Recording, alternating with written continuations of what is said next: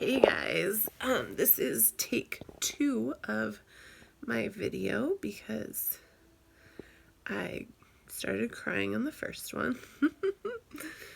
So I'm trying this again. So this is our September newsletter in October, typical, just wanted to update you on last month. So we got back from our trip from Colorado on October 1st. The trip was awesome. It was so good to see family and friends, and the reason we went was because in the ordination process, Anthony moved from being an inquirer to a candidate, which means like you are intentionally seeking ordination. And so for that, he on Thursday night met with Session and the elders of the church to answer some tough questions they had for him. And then on Friday, he spent the day at the Presbytery meeting, and then that night led a service and gave the message. And we, number one, just feel so blessed that we're part of this presbytery that takes such good care of us. The questions were awesome. The encouragement was priceless, and it was just a really great time to be there, very affirming. And so Anthony had God gave him this scripture to preach on, and he wasn't really sure why. He was like struggling with it, all about Judas, the one who betrayed Jesus and ultimately turned him into the authorities and led to his death. He was wrestling with why this was the scripture that was on his heart for this. But what was really cool was that during that day at Presbytery, it just became very clear as a lot of the talk centered around emotional health and mental health within the church. And then by the time he went to give his message, it just was really clear why God had given him that. And we wanted to attach the message to this, and maybe we can send the transcript instead of the video because we haven't received the video yet. But it was so powerful and so well received, and I cried then just like I'm about to cry now, which is why this is the retake of this video, because I kept losing it. But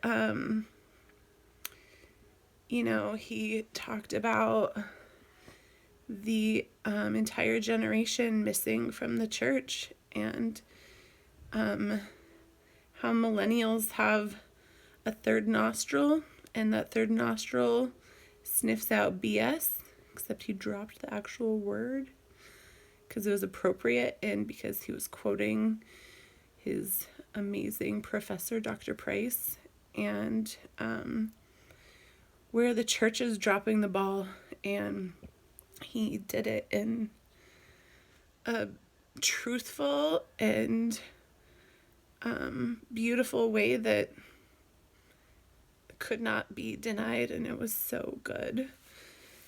And so just the truth of it brought me to tears. But so anyway, he also included he talked about his counseling internship that started when school started. He is working at a local small Christian school about 45 minutes away. And he it's a college. It's a 4-year college, and they when him and his supervisor were talking about the kind of problems he's probably going to come up against, hear from the clients, from the students, they thought high level of stress and anxiety because of academic performance and things like that. And I don't remember the specific numbers, but out of 10 clients, 8 of them, or 12 clients, like 8 of them had suicidal ideation, 4 of them had made a plan, and at that point 2 of them had attempted suicide. And these are like the future leaders of our church. They're in this small Christian school, all going into ministry. And actually that same day, he found out a couple days later, another one of them attempted suicide. And yes, sweetheart, you can have one more Ninjago.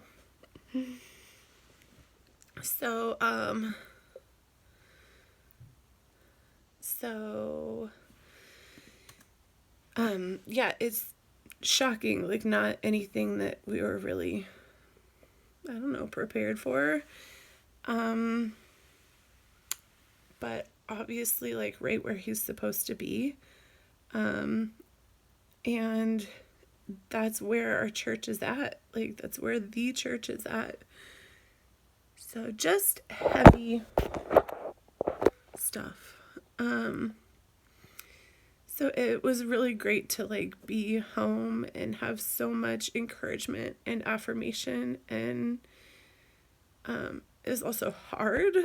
It was hard to see when you're away for a while and then you come back. It's a lot easier to see like the struggle of the town and the area, and you just walk around and you're like, wow, I haven't experienced this for a while. This is what it looks like. So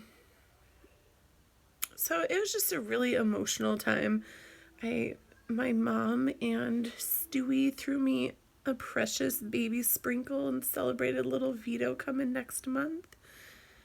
And that was so meaningful and good. And we got to hang out with friends a lot and have good conversations and family. And it was all good.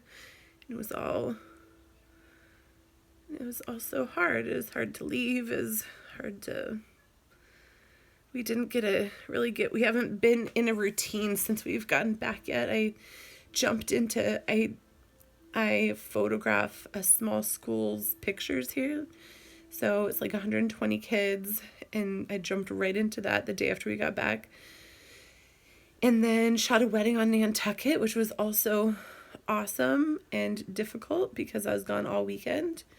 So we've just been like, we've not found our rhythm yet, and life is going on, and we're trying to cling to each other and cling to God to try to get back into gear. So next week is the first break. It's like the fall break, reading week, which Anthony still has his internship, so he'll still be gone a lot, but he won't have classes. So that'll be nice. We'll get a little bit of time to regroup and refocus, and that will be good. So everything is good with little Vito. I had an ultrasound the Monday before we left, and my placenta moved on up like it was supposed to do. Way to go. And this extra lobe that they said I had seems to have fixed itself. So all is well, and he can come out naturally. And by naturally, I mean preferably with a lot of drugs. And oops, I dropped you, sorry. So yeah, that's pretty much where we're at. If I would have waited until we were like all calm and good and life was in order to send this video, then you might never get it, or it would take a few years. But nope, we're in the middle of a kind of chaotic time right now, and they come and they go, so that's where we are. The boys are both doing awesome. Rocco is in the middle of potty training, which might be the death of us. We've decided to just kind of relax a little bit and take a few more cues from him instead of pushing our agenda, because it's killing us. Rilo is doing awesome. When he got back from California, I was really sad one day because after a couple weeks he wasn't as lovey with Vito as he was with Rocco. He would just snuggle Rocco in my belly all the time, and so one day I cried about it because I cry about everything, let's be honest. And since that day, he has been so sweet. Oh my gosh, okay, I just need to stop.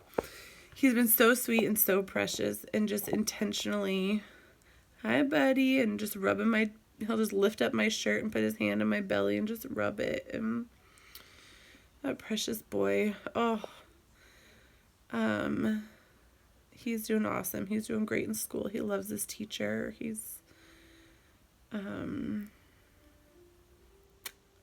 They're doing great. And photography, I'm so busy right now, and I'm so behind in editing a bunch of pictures, but I'm getting there. I think everyone's trying to squeeze everything in before this baby comes, and so I am very busy, but it's all about to slow down because I just can't handle much more. So that's where we're at. I think I've shared quite enough. So Anthony wants prayers for the students that he's counseling. It's just so heavy. There's so much pain and yeah, it's heavy. It's a lot for Anthony to take on, and he I think just since we haven't really had time to connect that much, since we've just been going, he's just taking it all on, and then I haven't been able to share in the burden of that heaviness, and I mean, he needs that, and if it's not, he might need his own counselor to help with this because it's heavy stuff. So pray for him, pray for them, pray for this baby to just cook as long as he needs to, and hopefully not much longer like the other two, because I am pretty uncomfortable by the end of the day, but we're making it through. And then the boy isn't just adjusting to all this. It's going to be another life here, a little joy and a little, a big joy and a little package.